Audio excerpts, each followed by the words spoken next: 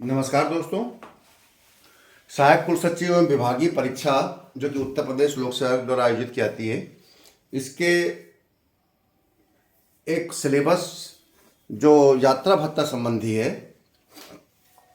उसका आज हम पार्ट 5 ले रहे हैं। और आज हम विशेष यात्राएं जो कि आप सहायक कुल सचिव परीक्षा का जो सिलेबस है उत्तर प्रदेश वित्तीय नियम, उसका जो तृतीय पार्ट है उसमें वित्तीय हस्तपुस्तिका भाग 3 यात्रा संबंधी नियमों का उल्लेख करके सिलेबस को निर्धारित किया गया है। तो मैंने अपने पिछले 4 पार्ट में आपको चैप्टर 1 की डिफिनेशन बता रखी है, जिसमें दैनिक भत्ता की परिभाषा, परिवार की परिभाषा, विभागाध्यक्ष, सड़क यात्रा, ये सब बता रखा है। फिर मैंने चैप्टर 2 में सामान्य यात्रा के जो नियम हैं वो बता रखे थे। फिर मैंने चैप्टर 3 में सामान्य यात्रा संबंधी नियमों का उल्लेख किया था कि अगर कोई व्यक्ति यात्रा करता है तो किस दर से उसको यात्रा भत्ता मिलेगा, इंसिडेंटल मिलेगा, दैनिक भत्ते मिलेंगे, इस सब का वर्णन किया था। अब यह आता है चैप्टर 4, आपके सहायक कुल सचिव परीक्षा का जो सेक्शन 3 है उत्तर प्रदेश वित्तीय नियमों में, उसमें एक चैप्टर 4 है यात्रा भत्ता के संबंध में। यह कहता है विशेष यात्राओं के संबंध में नियम। तो आज हम विशेष यात्राओं के संबंध में नियम बात करेंगे। विशेष यात्राओं में पहला आता है स्थानांतरण यात्रा भत्ता। ध्यान रहे, यात्रा भत्ता 2 प्रकार के होते हैं। जब आता है कि सामान्य नियम यात्रा भत्ता के, तो सामान्य नियम यात्रा भत्ता के अंतर्गत जब कोई व्यक्ति शासकीय सेवा करते समय आपका कहीं सरकारी काम से यात्रा करता है और उस समय जो वो दैनिक भत्ते लेता है, इंसिडेंटल लेता है, स्थानीय माइलेज लेता है और साथ से साथ अधिकृत श्रेणी का किराया लेता है या वास्तविक किराया लेता है जिससे जाता है, जो भी कम हो, तो उसको बोलते हैं हम सामान्य यात्राएं। और फिर विशेष यात्राओं में आता है स्थानांतरण यात्रा।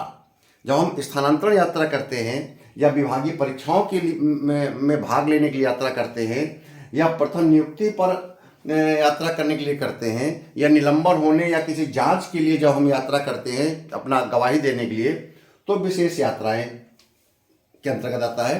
कभी अगर डिफिनीशन आ जाए या टिप्पणी आ जाए कि विशेष यात्रा भत्ता से आप क्या समझते हैं या विशेष यात्रा भत्ता पर निर्णय डिस्क्राइब करें, तो आप ये सोचेंगे कि हमने विशेष यात्रा भत्ता तो पढ़ा ही नहीं। ये विशेष यात्राएं कौन सी होती है? तो विशेष यात्राएं जो आपके चैप्टर 4 में उल्लेख किया गया है उनको ही विशेष यात्राएं कहते हैं। इसमें स्थानांतरण यात्रा, प्रथम नियुक्ति पर की गई यात्रा, आपका विभागीय परीक्षा के लिए जब आप यात्रा भत्ता लेते हैं उस पर, और जब आप निलंबन अवधि में जांच समिति द्वारा बुलाए जाने पर, किसी अन्य स्थान पर बुलाए जाने पर जब आप यात्रा करते हैं तो उस समय ये विशेष यात्राएं होती हैं। तो ध्यान रखें, विशेष यात्राओं में हमारे स्क्रीन में नहीं लिखा हुआ है, बोर्ड में नहीं लिखा हुआ है, लेकिन आप मेरा ये लेक्चर सुनते समय ये आप लिख लेंगे, कहीं नोट्स बना लेंगे कि विशेष यात्राओं में स्थानांतरण भत्ता आता है या स्थानांतरण में जो हम यात्रा करते हैं उस पर जो हम लेते हैं पदपूर्ति।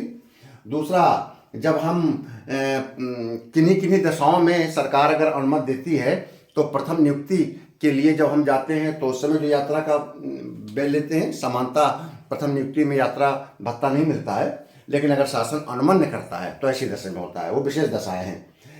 तीसरा, आपका जब हम विभागीय परीक्षा, अनिवार्य विभागीय परीक्षाएं होती हैं, विभागीय परीक्षा जो लोग कर्मचारी देते हैं तो अनिवार्य विभागीय परीक्षा होती है। अनिवार्य विभागीय परीक्षा इसलिए बोला जाता है कि जब तक वो परीक्षाएं अभ्यर्थी उत्तीर्ण नहीं करते हैं तो उनकी वेतन वृद्धि नहीं लगाई जाती है और साथ ही साथ उनका स्थायीकरण नहीं होता है, तो इसलिए अनिवार्य है। तो ऐसी दशा में 2 बार विभागीय परीक्षाओं को देने के लिए सरकार आपको अनुमन जो आपका सामान्य यात्रा होता है वो आपको यात्रा भत्ता कंपनसेट कर सकता है। ठीक है ना? तो ये आपकी विशेष यात्राएं हैं। आगे के किसी टॉपिक में हम विशेष यात्राओं पर आपको उल्लेख कर देंगे। तो अब आता है हम विशेष यात्राओं में पहला जो सबसे महत्वपूर्ण है जिस पर टिप्पणी आ सकती है, स्थानांतरण यात्रा भत्ता।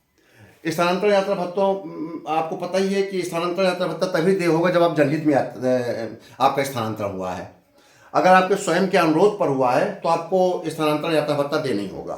ध्यान रहे, जनहित पे होना चाहिए सरकार के द्वारा अगर आपके स्थानांतरण के आगे लिखा हुआ है जनहित में की गई यात्रा, तब आपको स्थानांतरण यात्रा भत्ता दिया होगा। अगर आपके स्थानांतरण के नाम के आगे लिखा हुआ है स्वयं के अनुरोध पर स्थानांतरण, तब आपको स्थानांतरण यात्रा भत्ता देना ही होगा। तो जनहित में होना चाहिए। और दूसरी बात, एक जिले से दूसरे जिले पर होना चाहिए। अगर आपका एक जिले से दूसरे जिले पर हुआ है तो आपको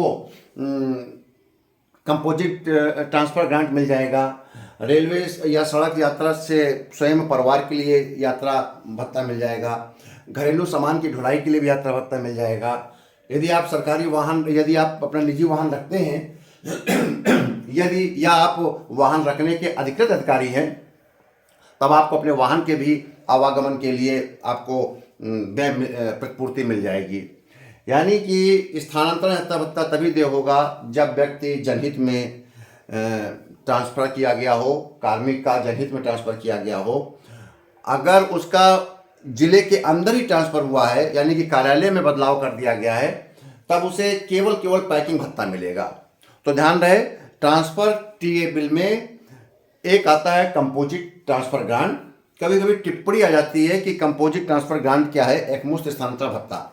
तो इस एकमुश्त स्थानांतरण भत्ता जब एक जिले से दूसरे जिले में स्थानांतरित होता है तो कर्मचारी को ट्रांसफ़र के समय जो उसको विभिन्न प्रकार की वित्तीय हानि होती है, स्थान के बदलाव में, सामान को लाने ले जाने में, एक स्थान से दूसरे स्थान पर जाने में, अन्य चीज़ों में जो उसको एक मानसिक वित्तीय हानि होती है, क्षति होती है, तो उसको पूरा करने के लिए ये कंपोजिट ट्रांसफ़र ग्रांट दिया जाता है। ये एकमुश्त ट्रांसफ़र ग्रांट है।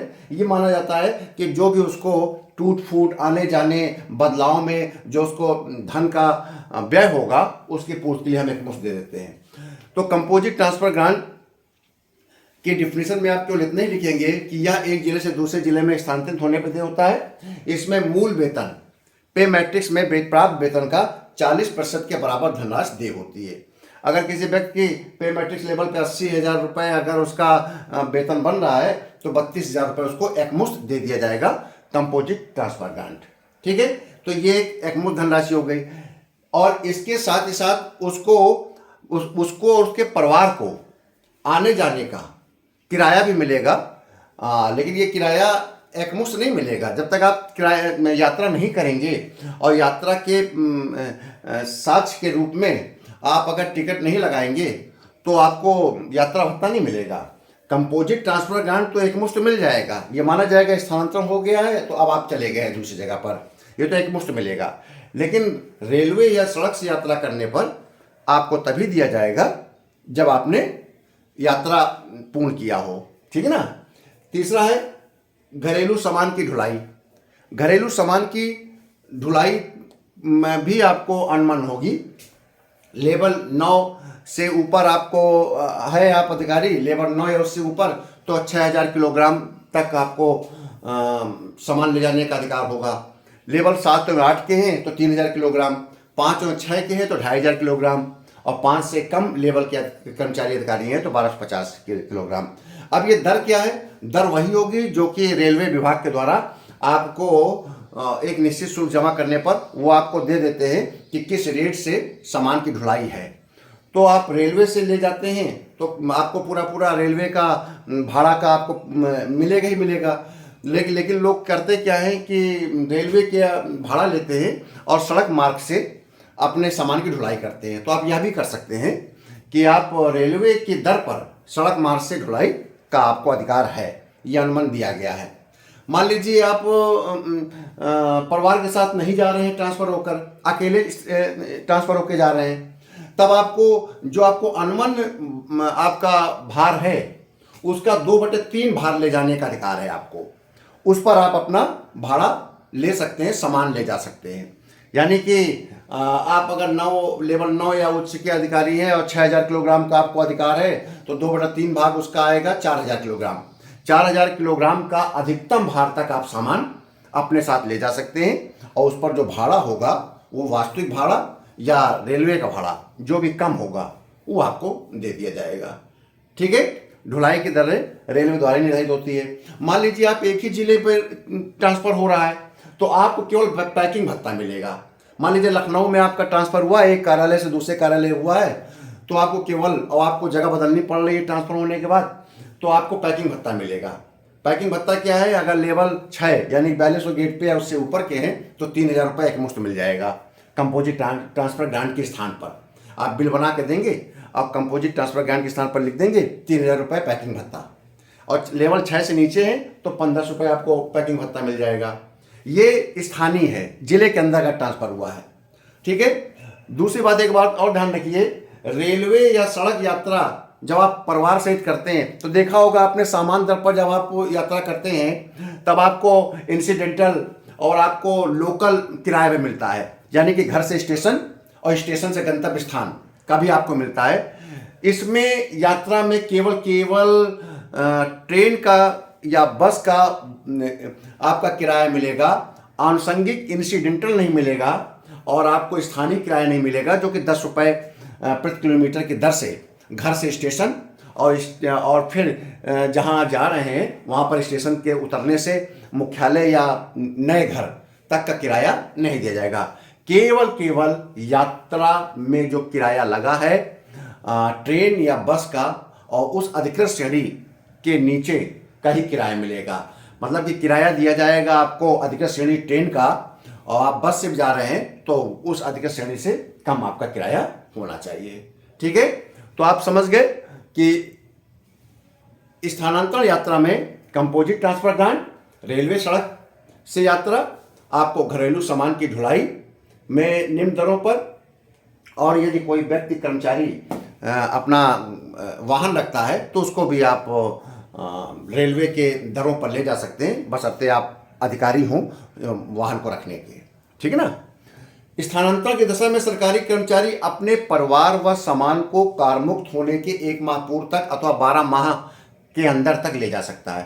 ध्यान रहे, ट्रांसफर में 1 साल तक का समय है कि कर्मचारी अपने ट्रांसफर के 1 साल के अंदर अपने परिवार और सामान को ले जा सकता है।